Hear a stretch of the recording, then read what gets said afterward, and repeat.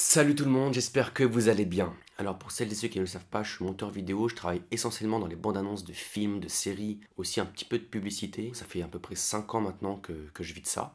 Et du coup, même si principalement il va y avoir des vidéos sur le monde des comics, je voulais aussi faire un deuxième type de vidéo qui est du coup autour du monde du montage vidéo. Je sais que ça peut intéresser certains d'entre vous. Je pense que je suis tout de même bien placé pour en parler comme c'est mon métier. Et aussi ça me permet un petit peu d'alterner avec les vidéos comics pour me permettre aussi de proposer du contenu un peu plus différent. Donc aujourd'hui on va commencer par une vidéo toute simple. Quels sont les 3 meilleurs logiciels de montage vidéo aujourd'hui? Je vais donc les présenter un par un et je vais également dire à chaque fois leur prix et aussi leurs points positifs et leurs points négatifs.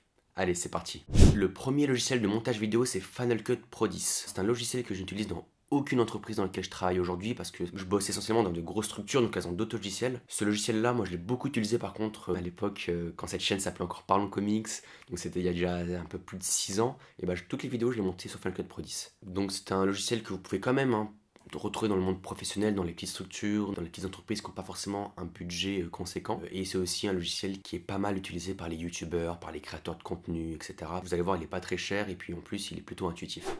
Alors commençons par les points positifs. Comme j'ai dit précédemment, ce logiciel n'est pas du tout cher. On peut du coup l'acheter sur l'Apple Store entre 200 et 300 euros. J'affiche le prix exact juste ici. On paye en une fois, il n'y a pas d'abonnement ou quoi que ce soit. C'est pour ça qu'il n'est pas si cher au final et on l'a à vie. Donc ça c'est plutôt sympa. Alors il y a d'autres points positifs, il est très intuitif, il y a plein de tutoriels sur internet, vous pouvez aller voir. Il y a énormément et de plus en plus de plugins, de presets qui sont disponibles, que ce soit gratuits ou payants, sur Final Cut Pro 10. Et il y a du coup comme iMovie une bibliothèque de titres, d'effets et de transitions prédéfinis, donc ça c'est plutôt cool. Et aussi il y a une banque sonore de bruitage et de musique que vous pouvez utiliser directement. Donc c'est quand même un logiciel plutôt complet, plutôt intuitif, même si vous n'avez pas forcément une grosse connaissance dans le montage vidéo, je pense que vous pouvez quand même vous en sortir. Ensuite, pour un petit peu ce qui est l'aspect technique, il y a aussi quand même l'enregistrement qui est automatique, c'est-à-dire que contrairement à d'autres logiciels où c'est au monteur d'enregistrer, là en gros si vous quittez le logiciel, il l'enregistre automatiquement. Bon, moi je suis pas forcément fan de ça parce qu'on sait jamais trop si ça a bien enregistré ou pas, parce que c'est pas du coup on n'est pas vraiment maître de ça, mais du coup ça peut quand même sauver en cas de crash de logiciel.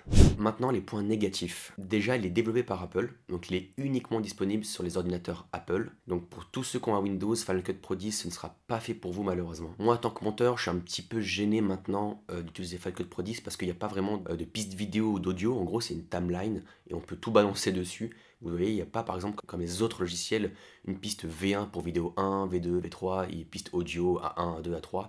Donc ça c'est un petit peu perturbant. En gros, on peut avoir un élément sur la timeline, mettre la musique en dessous, mettre le titre au-dessus, ou même l'inverse, tu vas mettre la musique au-dessus, mettre le titre en dessous, c'est trop bizarre. Du coup, on peut voir des petits liens qui apparaissent sur la timeline pour voir qu'ils sont un petit peu liés entre eux. En fait, je trouve que c'est bien pour des vidéos courtes, mais quand on a beaucoup de rush ou une grosse timeline ou beaucoup de pistes, faut vraiment être minutieux. On peut vite, je trouve, vite perdre du temps ou vite faire des petites erreurs. Même chez moi, si j'ai beaucoup de vidéos, je n'utiliserai pas parce que je trouve ça galère même pour ranger nos rushs, donc nos éléments en fait pour le montage. C'est un petit peu galère, je trouve. Mais franchement, pour avoir fait Windows Movie Maker, iMovie et ensuite Final Cut Pro 10, Final Cut Pro 10 c'est quand même le top. Si vous avez le budget pour Final Cut Pro 10, partez là-dessus. Alors, le deuxième logiciel de montage qui est pour moi un des meilleurs, mais aussi celui qui est le moins connu du grand public parce qu'il est essentiellement utilisé dans de grosses structures, c'est Avid Media Composer. Alors là, ce logiciel-là, si vous faites des vidéos que chez vous, vous ne l'utiliserez jamais. Il est vraiment utilisé plus en télé, au cinéma. J'ai même parfois aussi utilisé en pub. Bref, j'utilise un petit peu au quotidien ce logiciel. On l'apprend à l'aimer, je pense, dans le monde professionnel, mais dans le monde personnel, même moi, je ne monterai jamais là-dessus. Alors le prix varie beaucoup, mais je vous mets le prix exact juste ici.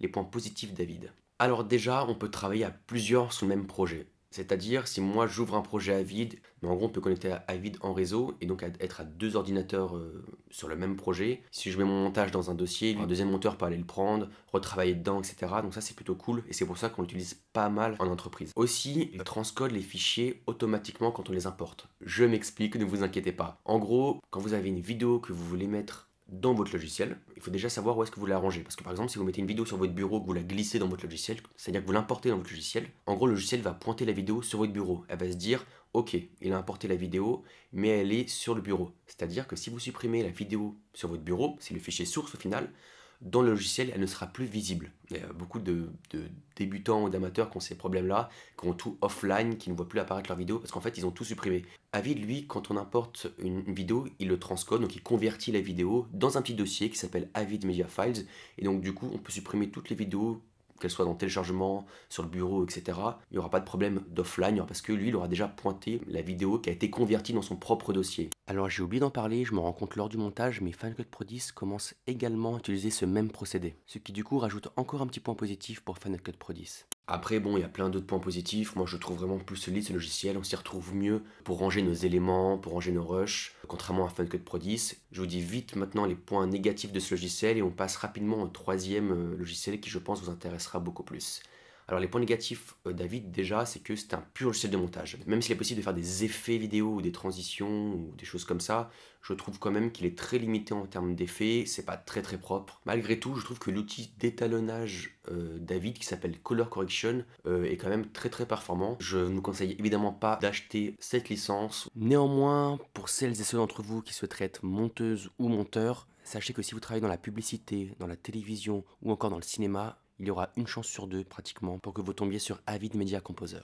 Passons maintenant au troisième logiciel qui est mon préféré et qui est d'ailleurs je pense même plus connu que les deux premiers, qui est Adobe Premiere Pro. Alors Adobe Premiere Pro, c'est maintenant le logiciel que j'utilise pour monter mes vidéos chez moi. D'ailleurs toutes mes vidéos je les monte sur Adobe Premiere Pro, que ce soit pour YouTube, que ce soit pour des projets perso, et j'utilise autant qu'Avid Media Composer en entreprise. Voilà, donc c'est aussi un logiciel que j'utilise énormément. Tout d'abord, il est compatible Mac et Windows. Comme Final Cut Pro 10, je le trouve très intuitif. Il y a énormément de tutoriels dessus, énormément de templates, des presets, des animations. Et c'est un logiciel quand même très complet. On peut faire un bon mixage quand même dans Premiere. On peut faire un bel étalonnage dans Premiere Pro aussi. Bref, je trouve que c'est un logiciel très complet, qui est en plus lié à la suite Adobe, à une suite avec plusieurs logiciels comme Photoshop, Adobe After Effects pour faire des animations de titres, des effets spéciaux, des trucages. Et on peut faire du coup du Dynamic Link. En gros, c'est de passer de Premiere à After Effects sans faire d'export. Leur vision à Adobe, c'est de lier tous leurs logiciels entre eux pour qu'évidemment on n'achète pas juste un logiciel mais qu'on s'abonne à toute la suite. C'est malin, mais d'un autre côté c'est aussi très utile et parfois ça peut faire gagner beaucoup de temps. Pour le prix, si je me trompe pas, on pouvait acheter Adobe Premiere Pro et l'avoir entre guillemets à vie. Si je dis pas de bêtises, depuis la version CC, la Creative Cloud. Maintenant, c'est des abonnements et en gros, c'est entre 20 et 25 euros par mois pour un logiciel. Et si vous voulez toute la suite Adobe, je crois que c'est un petit peu plus de 60 euros par mois. Donc, ça fait quand même un budget assez conséquent. C'est pour ça que je vous conseille Final Cut Pro 10 si vous avez vraiment pas beaucoup de budget. Après, si vous avez le budget ou si vous êtes étudiant, parce qu'il y a des réductions. Ou si vous êtes entrepreneur et que vous avez une entreprise, vous pouvez également avoir des prix sur l'abonnement. Donc, c'est plutôt intéressant. Alors, je sais que le prix n'est pas donné, mais la qualité a un prix. Et si vous voulez faire des montages de qualité, il n'y a pas de secret. C'est mieux d'avoir un logiciel de montage de préférence de qualité. Elle vaut le coup largement, elle est utilisée par les débutants, par les amateurs comme par les professionnels. Il y a aussi d'ailleurs beaucoup de youtubeurs qui sont dessus. À part le prix, je vois pas énormément de points négatifs. J'adore ce logiciel et maintenant je l'utilise pratiquement tout le temps. Pour conclure, alors déjà je m'excuse de m'être un petit peu éparpillé, il y a tellement de choses à dire sur le montage, ça parlera pas forcément à tout le monde, donc n'hésitez pas à me dire dans les commentaires si j'ai dit des mots un peu trop techniques que vous n'avez pas compris, je leur expliquerai dans les commentaires ou même dans une autre vidéo. Peut-être que certains d'entre vous ne seront pas d'accord avec moi.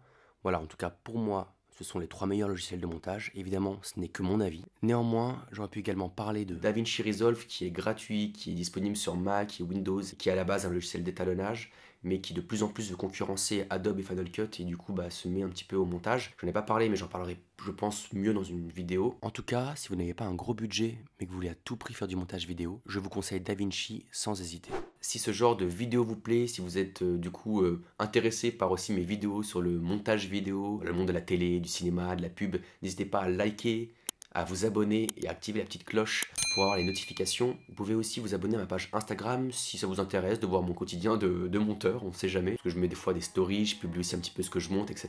Donc peut-être que ça peut intéresser certains d'entre vous. Et sur ce, prenez soin de vous et je vous dis à très vite pour de prochaines vidéos. Allez, ciao!